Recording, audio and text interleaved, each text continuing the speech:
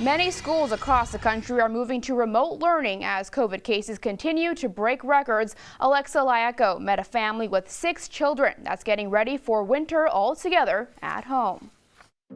It's time for music! The Robinsons' home is now a cafeteria. How many do you want? 152. A classroom. And I don't even know where London went. And a gym.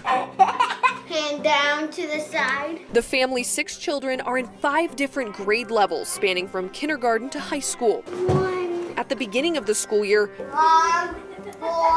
some of the kids did in-person learning for part of the week. I was very grateful when they were able to go to school. But with COVID-19 cases spiking this winter, all 6 are indefinitely back to remote learning. Your thing isn't working? The decision dropped a heavy weight on mom Alexi Robinson. I was like, close the restaurants, close the malls, close everything. Just please, let's keep the kids in school because it's just so hard. It's so hard and so frustrating that I just want to just break down and cry. Robinson and her husband both work full-time to support their family. I leave before they're awake. My husband's gone sun up to sundown every day. Robinson says her older kids have been taking on the teaching role while she and her husband aren't home. How long's your break? I couldn't do it without him.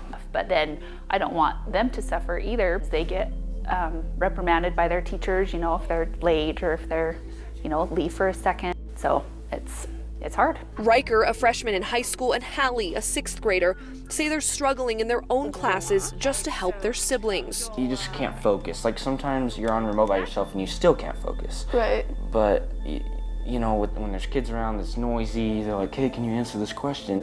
It's just hard, Just got to understand it's really hard. They say being both a teacher and a student is taking a serious mental toll. Because they're so little, they don't understand when we need to work. I'm used to being kind of like the oldest, the babysitter and everything, but this is like a whole nother level of just like stress. It's especially tough because the 2 youngest children are in special education for speech therapy. I think it's harder for them, to stay caught up without that extra, help with the live teachers and stuff, so they all could potentially fall behind. Put your ruler away, please. Falling behind is a concern for many families across the country. And you're sure that's today, not tomorrow? Teachers like Liacko are fighting to help. Got it. Ow. If they miss those developmental windows, it will take them years to overcome habits that were poorly formed for the average student. So we will see the effects of this for years to come if we don't act now. Liacko is tutoring students doing remote learning. Sorry, look at your spelling.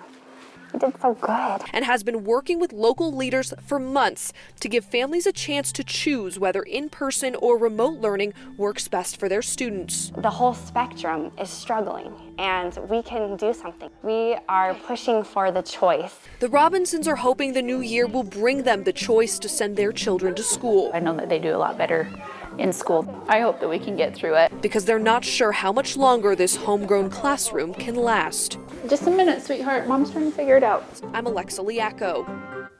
Rebound Michigan is here to help get us back on track, and it's all in one convenient place. Head to fox47news.com/rebound to learn more.